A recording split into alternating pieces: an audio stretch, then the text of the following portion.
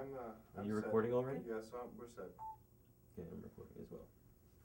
So Temple, it's wonderful having you here. Thank you so much for coming out and talking to our crowd. It's wonderful. Oh, it's good to be here. And I'm really thankful that you contribute so much to this field and to autism. And what are some of the things that really excite you now? What are you really excited about in your life? You've asked me such a vague question, I can't answer it. What excites you about the movie that you just made? Well, I think it's going to educate a lot of people about autism. It's I really like the way it shows my visual thinking. Mm-hmm. It shows all my projects. That's the geek side of me. I like seeing all my projects. But it's also showing autism in a real clinically accurate manner. Mm-hmm. It shows the visual thinking. There's a scene in there where a whole bunch of shoes just come up all at once. It shows anxiety problems. It shows the sensory problems. I think it's going to help educate a lot of people about autism, but it also shows off my work. Yes. And I think that's important because we don't have enough emphasis on what these kids are going to do when they grow up. One of the big problems they have in the autism spectrum is at one end of the spectrum, you got somebody who's nonverbal, is going to need a much lower type of job. And at the other end of the spectrum, they ought to be designing computers and energy systems, or doing art or music or some other thing like that. And we're not thinking enough about where they're going to be going. I'm very concerned about the schools taking all the hands-on stuff out of the schools. And so for many kids on the spectrum, those are the classes they're going to excel at. For me, it was art. You're right. I know. That is so exciting. Our Artism book is going to be coming out really soon, and you're in it, and you have a testimonial on the back. Well, and I think that showing off the things that we can do. We need to be showing off the good things that people on the autism spectrum can do, like art, music, computer programming, writing, lots of different things. That's good. What about the future of our kids with autism? We have a book, Autism Tomorrow, that you contributed some wonderful words of wisdom to. Well, we've got to figure out how to integrate them into the workforce. One of the things that really concerns me is kids aren't being taught enough just social skills like table manners, daily living skills. In the 50s, those things were pounded in.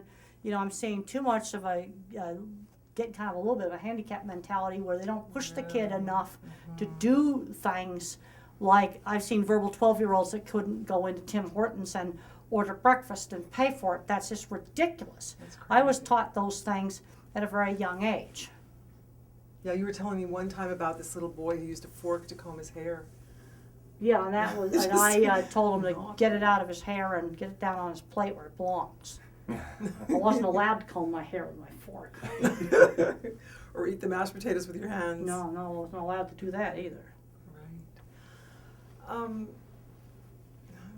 tired too. Talk about Johnny. A Yeah, special right. name. Right, okay, we're Project. working on an animated series, and it's based on Jonathan's positive experience playing football. And you know how football equipment can be very hard for kids with sensory Well, some problems. kids with sensory problems like Yeah, I know. putting all that equipment on because they like the pressure of it. I know, you think about Dan Marino and Yeah. Doug Flutie, both having kids with autism, and they're Yeah. football players. So I think it's going to be really exciting, and we'd like to have you be part of that. What else did you say? Talk about Johnny. Oh yeah, Johnny, yeah. Well, you gave me some really good advice about driving, about getting him out and practicing.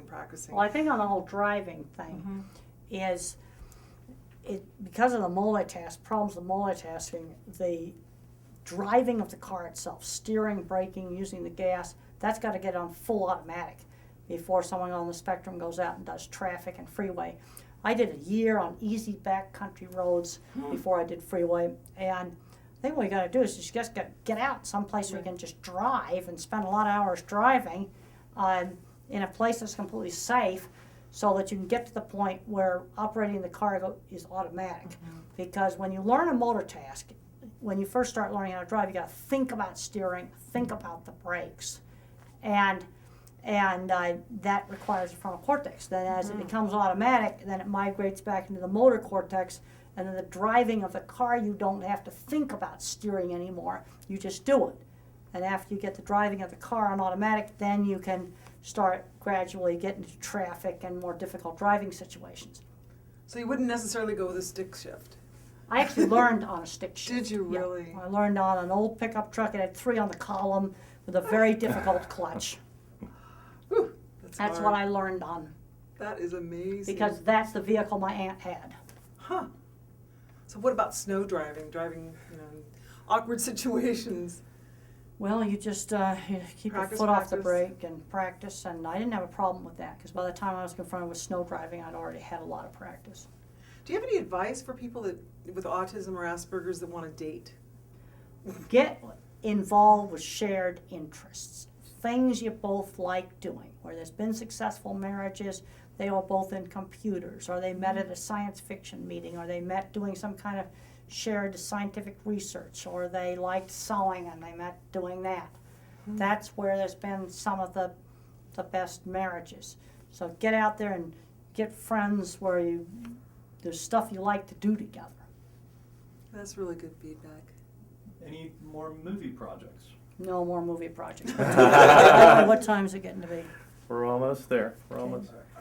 We'll wrap up. I'm curious, Temple, if I may. You're a very visual thinker. When your mind is at rest, Temple, is your mind blank, or do you No, see? no, there's always pictures in my mind. What kind of pictures do you see? when Well, when it your just mind is depends. at rest? Sometimes I kind of replay back stuff I did during the day, kind of doing that now. Other times I can wander off into all kinds of different things. Well, like 3 images. Are there 3 images maybe in your mind that stand out with just like stunning clarity? Oh, it can vary a lot. And then what I'm doing too, I tend to think about stuff I've been working on, projects I've been working on really hard. Also, just as I'm going to sleep, especially on design issues, I will figure out the solution to a problem. Just as I go to sleep, the picture will come to me. Is that relaxing Well. for you, or is it? Well, sometimes I gotta go up and write it down. Jot it down on paper. But the solution will then come to me, because I'll be thinking about the problem I was trying to solve, and then, think up the solution to it. You said something earlier that was really wonderful about autism is a part of who you are, but it's not what you do for a living. Well, I thought that was very powerful. autism is a very important part of my life, and I was asked years ago if I could snap my fingers, would I make myself not be autistic? No, I would like to just stay the way I am. I like the logical way that I think.